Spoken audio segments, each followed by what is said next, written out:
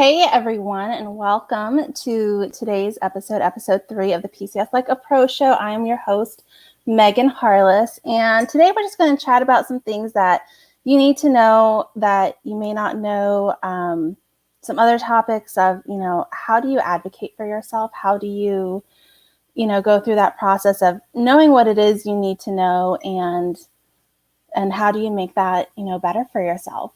So first things before we get into all of that, we've had a lot of questions about inconvenience claims and how they should be utilized, paid out, and all of that information. So I'm going to drop the link here in the comments for you, so that way you can go and read the inconvenience claim fact sheet. So how inconvenience claims should be paid out is that if they miss your RDD, or there are some, if they, you schedule your delivery when you're at your new location, they have so many days to deliver out of storage. If they miss that, you can also file an inconvenience claim for those reasons.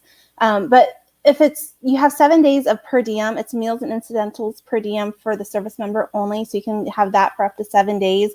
If that amount does not meet your expenses that you have, then you can save your receipts and you can file your receipts for actual cost reimbursement. It is not one or the other, but say your per diem amount comes to $400 and you spent $500, you submit your receipts and you'd be paid for the $500. But the link is dropped there, so you can go and you can read the inconvenience claim fact sheet and see exactly how those items should be paid out.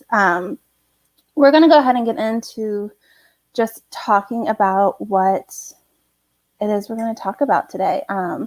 Like I said, there's a lot of what do you need to know that you don't need to know, and how do you have a better PCS? So the first thing is all about your budgets and finances for your PCS. That's really the biggest thing, the biggest struggle when setting up your PCS is knowing what your expenses are going to be and what it is you're going to be either paid or reimbursed for. So you can have your per diem, which covers your lodging and your meals during your travel days from point A to point B. So it's your authorized travel days. So if you're authorized 10 travel days and you only use 5, then you're only going to receive the per diem for 5. If you're authorized 10 and you use 12, you're only going to be paid for 10.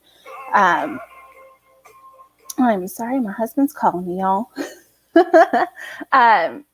Then you have your DLA, your dislocation allowance, which is additional amount that you can be paid for moving. You do not have to pay that amount back. That amount is for, those other non-reimbursable expenses. So if you have to ship your car on a pocket by yourself, if you have pet expenses, that can cover it. If you have to stay in additional lodging past the 10 days of the TLE, that DLA can help cover that as well. If you have housing deposits you have to make on the other end, that DLA can also help cover those housing deposits as well. So it's important to kind of know what those things are that those entitlements are that you're going to be reimbursed for and paid for, and what those expenses are that you're going to have to be able to cover. So we have, I'm going to drop it here in the comments as well. It's a link to our Google Drive. And in that Google Drive, you'll see we have some budget planning worksheets. If you're doing a PPM, there's a PPM planning worksheet, but it's all free resources that you can go to and utilize and help you plan your PCS a little bit better. So those are really the first things that you kind of have to be able to understand when you go to set up your PCS is what is your budget and what are you going to be reimbursed. If you've got comments or questions about anything that we talk about, go ahead, drop them in the comments. We'll, answer them as we know them. And if we don't have the answers for them, we will dig through the regulations or get the answer that you need to know and get it back to you. The next big topic of discussion is about insurance and your renter's insurance or a personal property policy. So it's important to know and to understand that your shipment, whatever it is, however big it is, it's covered at the TSP's liability of $6 per pound up to $75,000. Now, for some of the bigger shipments, that $75,000 may not really cover what is all in your shipment. You might have some expensive things, whatever it may be. So it's always important to have your own renter's insurance or personal property policy of some sort in addition to what the company is liable for. When you have like a catastrophic loss, you have to itemize everything in your shipment. You'll have to send that to your TSP, and they will go through the list and check off what they are reimbursing for off of their max liability amount. And if that amount doesn't cover everything in your shipment, then you take that additional amount and you go and you submit it through your private insurance for them to be able to cover the rest. And it's one of those things. It's just like, why should I have to carry that additional policy? But it's not just, for transit of your household goods when moving. It's also, for if there's natural disasters or other reasons. If you have stuff in your car and you're moving, your car gets broken into, you need to have something that covers your stuff when it's moving or no matter where it's at. So that's why you always need to have some sort of insurance policy in addition to what the TSPs are covering. But it's also important to make sure that policy, and you should shop around for, the best one that meets your needs, but that policy should cover your household goods while your stuff is in transit and while your stuff is in storage. If it does not, then you should keep shopping around to find a policy that does cover those two things, in storage and in transit.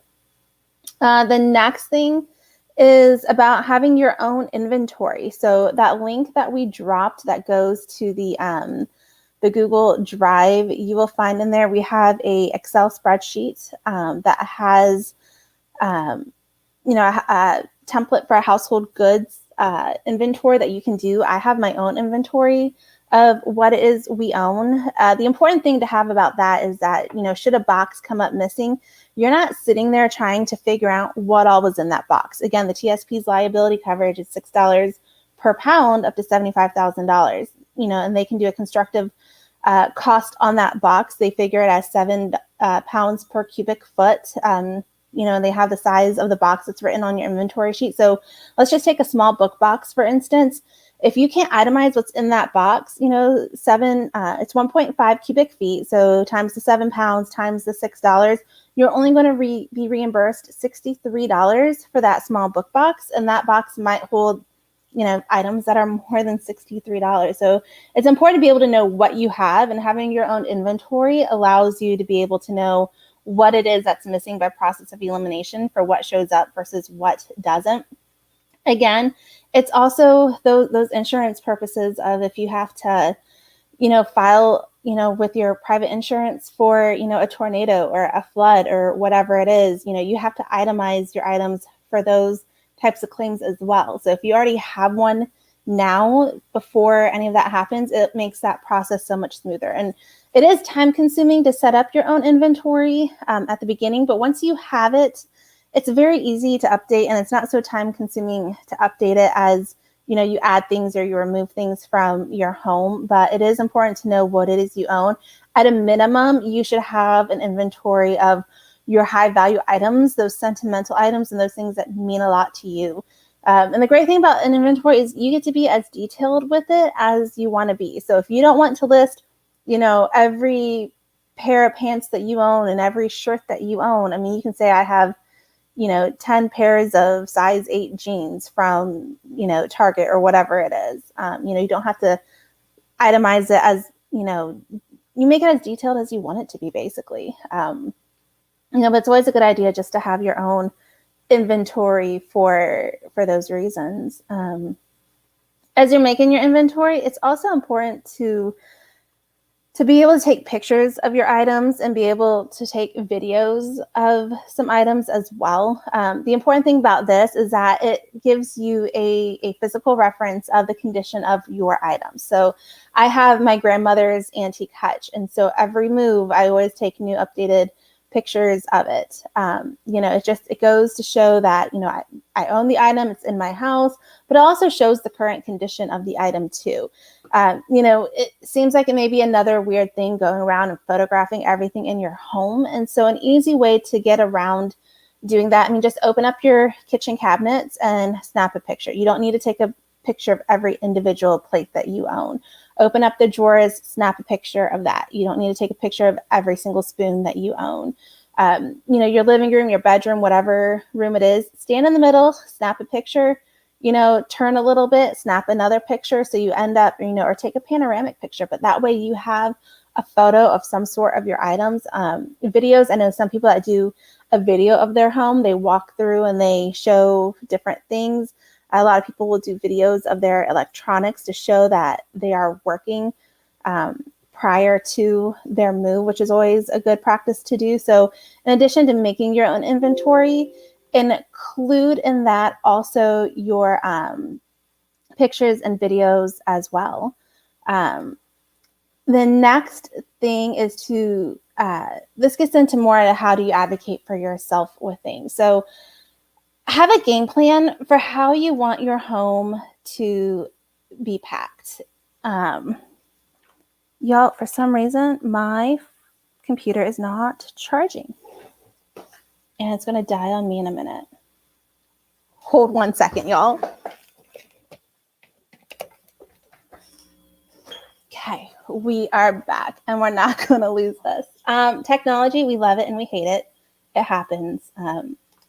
But back to what we're talking about with advocating for yourself and how do you, help the process go a little bit smoother. So it's not uncommon for, your packers, they show up at your home and you kind of show them what all is going. And then next thing you know, they are scattering to the four corners of the house and you have no idea what's going on. They're telling you a room is done. You go and check. It seems, the room is only half done, so how do you handle this process? And it's a common question I get asked a lot. So for me, the biggest thing is having a game plan for how you want your home to be packed. Now, for me, I want my kids' rooms packed first. They are notorious for continuing to add things to our car pile, and I need that to stop. There's always more books from my boys. There's more stuffed animals. There's more Lego sets. There's more whatever, and we only have a certain amount of room in our car. So, I need my kids' rooms packed first, so they stop pulling stuff out of their room. So for us, I always say, hey, I really need to have these two rooms packed first, pack them, and then like the hall bathroom and closet area. And then I always ask for the living room and dining room area, and I'll let them start the kitchen. I like to keep my kitchen till the very end if I can, because I hate eating out for 2 weeks straight. And so I want to be able to cook up until the very end, but you kind of have to make a game plan for how do you want your home to be packed. And, if you ask them, can you pack these rooms first, it keeps them consolidated to an area where you can easily float back and forth. You can see what's going on and you can see, what issues that there may be. And it just makes the process a little bit easier, especially if it's only you by yourself or whatever it may be. But have a plan for how you want your home to be packed. And when they show up and you show them everything that's going, say, hey, can you please pack these rooms first? The one piece of the regulation is that you cannot prohibit them from doing their job.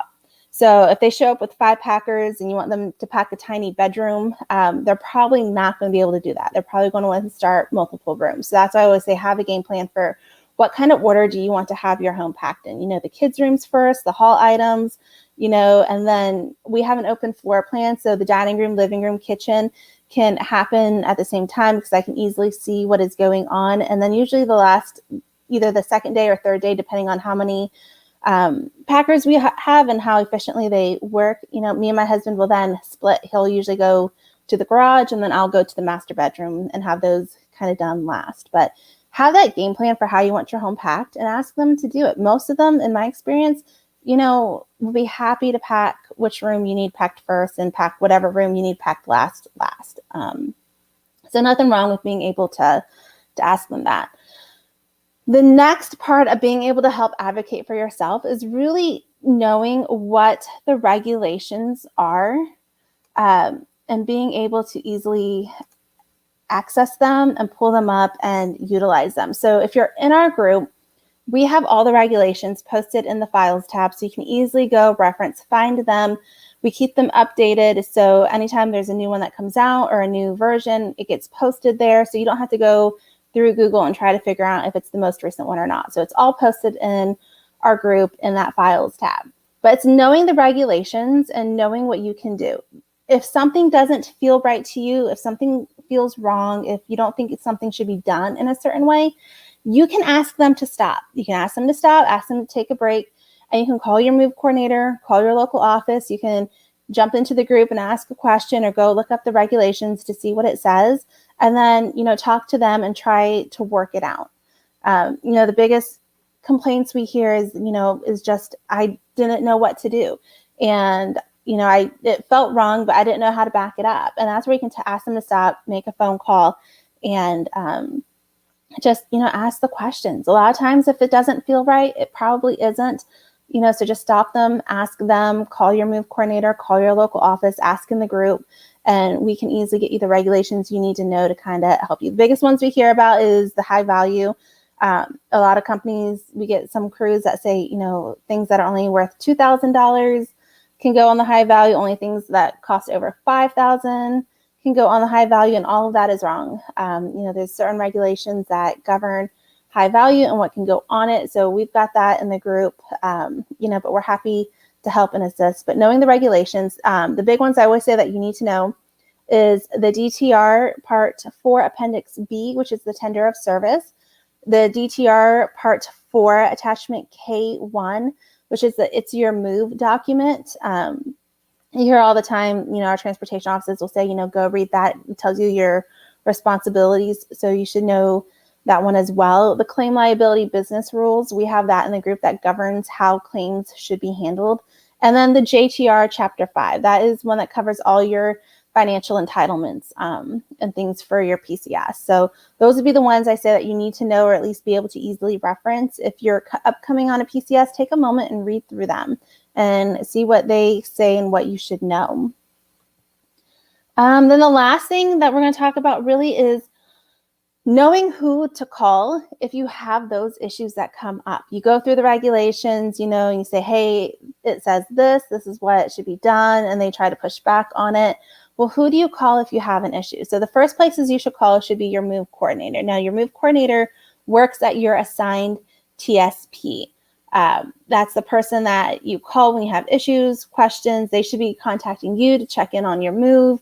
So you can always call your move coordinator. If for some reason you can't get a hold of them, or they're not returning your calls or emails or whatever it may be, you can also contact your local transportation office. They should be able to step in and help you with whatever the issues are as well. Above your transportation office is your GIPSO, which is like a regional office that can help handle whatever your issue is. Every call center or every service branch has their own call center that you can call as well and get assistance. And then Transcom has their own hotline number too. So I'm going to drop the link from move.mil into the comments here. It goes to where you can get all of that contact information at. So you can, bookmark that link on your phone or on your computer and be able to easily pull it up and reference it for if you need to call somebody. So that's all we kind of got for today.